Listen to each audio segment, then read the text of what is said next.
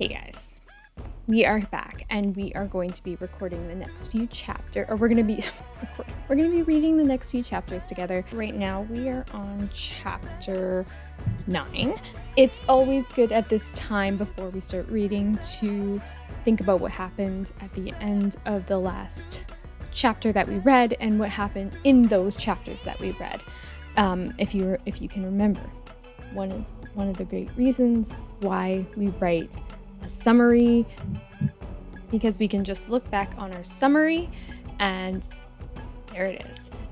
One other strategy that I like to do for myself is I like to go back. So we're going to be reading chapter 9. So we're going to be reading chapter 9, or starting on chapter 9. And sometimes I like to just go back a page into chapter 8 and read, just kind of go over the last page, maybe read the last paragraph again, because then I can remember how it ended. So from chapter 8, I'll just read the last paragraph so we kind of know what's going on.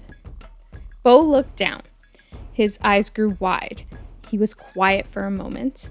Then a huge grin spread across his face. "It's happening," he cried. "Shu is speaking to me inside my head." And that's how it ended. And if you notice, the author always ends with something exciting happening. Why? And I'm wondering, why do you think they would do that? Why would they do that? Okay. Chapter 9 is called Griffith's Plan. Bo closed his eyes, listening to his dragon. "What is Shu saying?" Rory whispered. "That there is a dark cloud over the Emperor," Bo said, opening his eyes. "A darkness that is not his own." "Could it be Maldred?" Drake asked, thinking of the dark wizard. Griffith nodded. "The dust the guard used looks like Maldred's dark magic. Maldred may be using the Emperor to get to the dragons." "Can Shu help?" Anna asked. "She says she can," Bo replied, "but that she needs to see the Emperor in person." He looked at Griffith. "May I bring her to him?" "I do not know all the secrets a water dragon holds," Griffith said. "If Shu says she can help, then I trust her."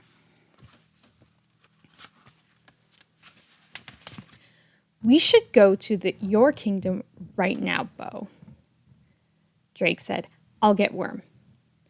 "Let us think this through, Drake," Griffith said. "I trust you and Bo to go on your own. I must stay here to protect the Dragon Stone.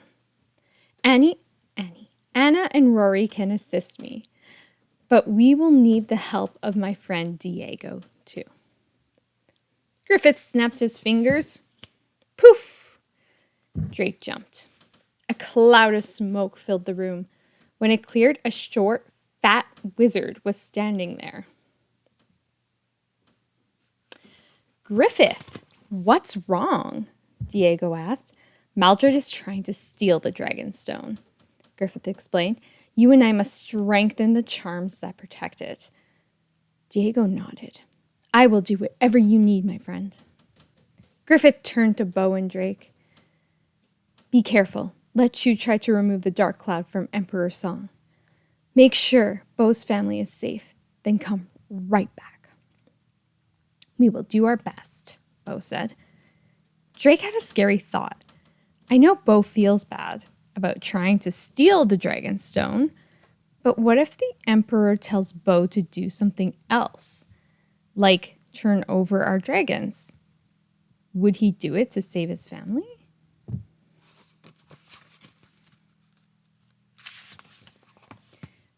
Drake wasn't sure what to think, but right now he had to trust his friend. "There is no time to waste," said Griffith. Drake put a saddle on Worm. "I'll be fast," Drake promised, and ran to Worm's cave. Chapter 10 is called Across the World. "Worm, I need your help," Drake said. We must go to the kingdom of Emperor Song. It might be dangerous, but we have to help the emperor and save Bo's family. Will you take us? Worm nodded. Drake quickly put his saddle on him. Then Bo rushed into the cave, riding Shoe. Now, Drake. We just touch Worm for his power to work, right? Bo asked. Drake nodded. Bo touched Worm and Shoe touched Worm with her tail. Ready? Bo said. Drake took a deep breath. Okay, Worm, please take us to the kingdom of Emperor Song. Worm's body started to glow. Green light filled the room. It grew brighter and brighter. Drake's heart raced. The green light exploded. Drake felt weird. His stomach flip-flopped. Then the light faded. He blinked. A moon shone in the sky above. We are here, said Bo. You did it, Worm, Drake cheered. He looked around. It was nighttime in the kingdom. A towering building rose up in front of them. Moonlight shone on a big round pond in front of the building. Cherry trees lined the walkway around the pond. Drake and Bo climbed down from their dragons. That is Emperor Song's palace, Bo said. We must bring Shoe to him right away, Drake said. Yes, but he will be angry when he sees that I do not have the dragon stone, Bo said. Drake shook his head. I still don't get it, Bo, he said. Why didn't you tell me what the feather meant? And about the note? The note said not to tell anybody, Bo replied. The boys walked away from the dragons as they talked. But I'm not anybody. I'm your friend. Drake shocked back. Drake, I am sorry. Bo stopped. A rustling came from the trees. What was that? Drake looked up. He saw something move in the treetops. He held his breath. The Raven Guards, Bo whispered. 4 guards dressed in black swooped down. Worm! Shoe! Help us! Drake yelled. A dozen more guards dropped down around Worm and Shoe. Before the dragons could act, the Raven Guards carried Drake and Bo away with magical speed.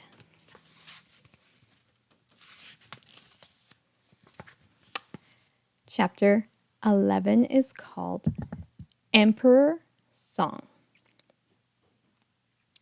Drake struggled as a Raven Guard held him under one arm. It is no use, Bo whispered. They are much stronger than we are. We cannot fight them, and they are taking us to Emperor Song, which is what we want. But we need Shoe, Drake whispered back. Do you think our dragons escaped those other guards?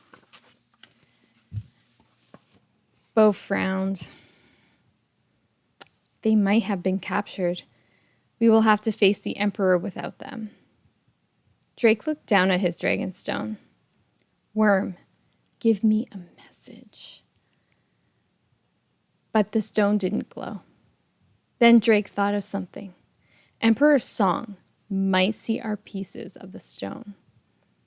What if he tries to take them? Quick, he whispered to Bo, hide your dragon stone. The Raven Guards carried Drake and Bo through a large hall. Gleaming black and red stones formed a pattern on the floor. Large black columns lined the walls. A red dragon design swirled down the columns. Columns go this way. Sorry, turn that off. The guards took them to a large room. A dozen more Raven guards waited for them there. A man in a red robe sat on a white throne. He had a long mustache, a pointy black beard, and wore a hat, a black hat. A thin smile spread across his face when he saw Bo. It reminded Drake of a field snake's smile. Wonder why they used, it reminded him of a snake. Bo whispered to Drake, "See the evil in his eyes? This is not the emperor I remembered." The guards let go of the boys and pushed them toward the emperor. "Bo," Emperor Song said, "I am surprised that you came so quickly. Where is my dragonstone?" Bo looked at Drake, panicked. They had been counting on Shu to help them deal with the emperor. Without Shu, they had no plan. And without Worm, there was no way out. "Well, Bo?" Emperor Song asked. "I am waiting. I don't have the Dragonstone, Emperor," Bo said in a small voice. A dark look came over the Emperor's face. "No Dragonstone? Then you have failed me." "It's not Bo's fault," Drake blurted out. Emperor Song looked down at Drake. "A child dares to speak to the Emperor this way? Take them to the prison. These boys shall join Bo's family." Drake squeezed his eyes shut. Worm, can you hear me? Worm, we need help."